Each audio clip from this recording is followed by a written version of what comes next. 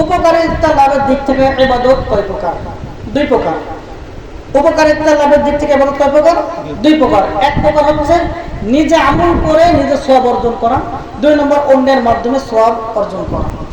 আমরা দুইটাই জানবো আলাদা আলাদা ভাবে। এক নম্বর, বসে আছেন, হাঁটতেছেন, জিকির করলেন একলা একলা, এর জন্য আপনি একাই সওয়াব পাবেন, এখানে আলাদা কোনো মাধ্যমের প্রয়োজন নাই।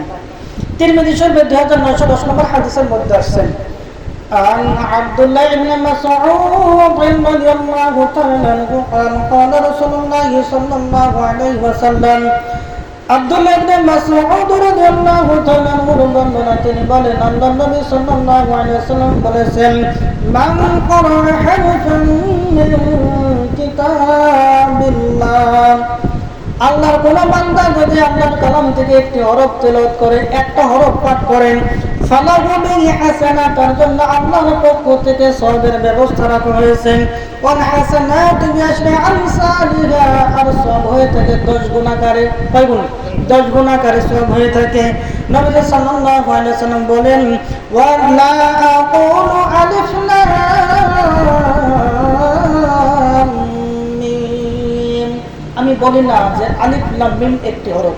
নবী বলতেছেন আমি আলিফ লাম মিম একটি হরফ বলি না, বরং ওয়ালাকিন আলিফ হারফুন, আলিফ একটা হরফ, আলিফ কি একটা হরফ, ওয়া লামুন হারফুন, লাম একটা হরফ, এবং ওয়া মিম হারফুন, মিম একটি হরফ। তার মানে কোন বান্দা যদি আল্লাহ কোরআন থেকে একটা হরফ পাঠ করে, তার আপনার 10টা নেকি তার আমলনামায় দিয়ে দেয়। সুবহানাল্লাহ।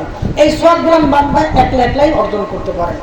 দুই নম্বর, অন্যের মাধ্যমে। যেমন আপনার জাকাত খরচ হয়েছেন, আপনি জাকাতের টাকা যার হকদার আছে, হকদারের হাতে না পৌঁছানো পর্যন্ত আপনি সওয়াব পাবেন না। আপনি পৌঁছাই দিলেন, আপনি সওয়াব পেয়ে গেলেন।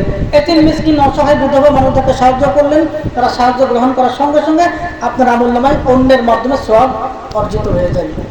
বুখারী শরীফের 5353 নম্বর হাদিসের বর্ণনা, قال رسول الله صلى الله عليه وسلم, আল্লাহর নবী সাল্লাল্লাহু আলাইহি ওয়াসাল্লাম বলেন, الساعي على الأرملة والمسكين كالمجاهد في سبيل الله, আল্লাহ নবী বলেন, যদি কোনো বান্দা কোনো এতিম অথবা বিধবা নারীদেরকে, এতিমদেরকে তার সাহায্যের হাত বাড়িয়ে দেন, তাদের খাদ্যের জন্য প্রচেষ্টা করে, খাদ্যের অন্বেষণের ব্যবস্থা করে দেন, কাল মুজাহিদ ফি সাবিলিল্লাহ, এই বান্দা যেন আল্লাহর দ্বীন প্রতিষ্ঠার আন্দোলনকারী মুজাহিদদের মতো সওয়াব লাভকারী হয়ে যায়। সুবহানাল্লাহ। আল্লাহ নবী আরো বলেন, আওয়াল কাইমিল লাইল সাইমিন নাহার, অথবা রাত্রিতে সারা রাত দাঁড়িয়ে নফল নামাজ ইবাদত করার মাধ্যমে যে পরিমাণ সওয়াব হয় সেই পরিমাণ সওয়াব, অথবা সারা দিন সিয়াম পালন করলে যে সওয়াব হয়, কোন এতিম মিসকিনের খাদ্যের ব্যবস্থা করে দিলেন না, বান্দার আমলনামায় এই পরিমাণ সওয়াব দান করে দেন। সুবহানাল্লাহ। তাহলে উপকারিতা লাভের দিক থেকে ইবাদত দুই প্রকার। কয় প্রকার?